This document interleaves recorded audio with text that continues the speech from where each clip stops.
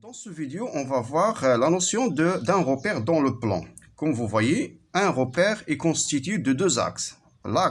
Cet axe est appelé l'axe des abscisses et cet axe est appelé l'axe des ordonnées. Deux axes se comptent.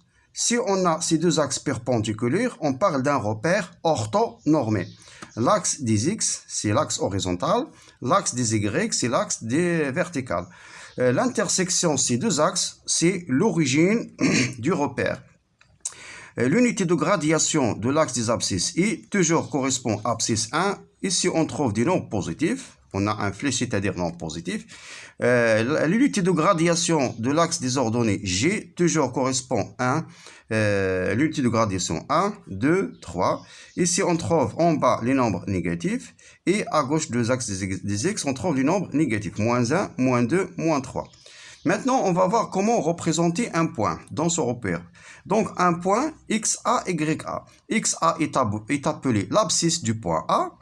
YA est appelé l'ordonnée. Les deux sont nommés les coordonnées. Donc, par exemple, on va représenter A d'abscisse 2 et d'ordonnée 3. D'abscisse 2, c'est-à-dire, je prends 2 sur l'axe des X. Voilà l'axe des X. Voilà 2, c'est-à-dire mon point se trouve quelque part dans cet axe. Ok? Et 3, l'axe des ordonnées. 1, 2, 3, voilà, le point se trouve à l'intersection des deux. Ok? Je prends une règle pour bien présenter. Voilà. Et voilà mon point A. Ok? Donc, un autre exemple, on va représenter le point B, 4 moins 2. L'abscisse, l'axe des X, 4, c'est-à-dire il se trouve dans cet axe, quelque part. Ok? Donc, moins 2, attention, moins 1, moins 2 sur l'axe des ordonnées. Je prends la projection comme ça, et voilà mon point B. Le point C d'abscisse moins 1 et d'ordonnée moins 2. D'abscisse moins 1, c'est-à-dire moins 1 maintenant sur les axes de l'axe horizontal. Et moins 2, voilà, moins 1, moins 2, c'est-à-dire voilà mon point C. D, 0, 2.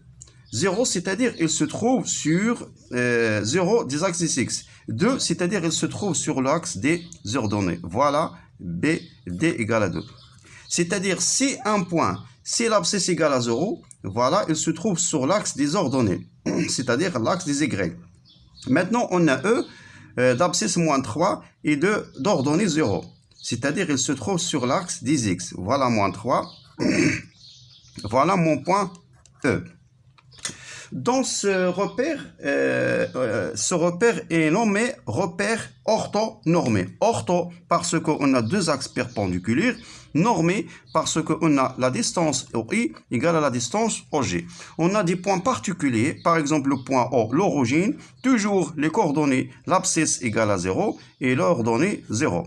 Le point I se trouve sur l'axe des X, alors 1, 0. Le point J se trouve sur l'axe des ordonnées. Ces coordonnées sont J, 0, 1.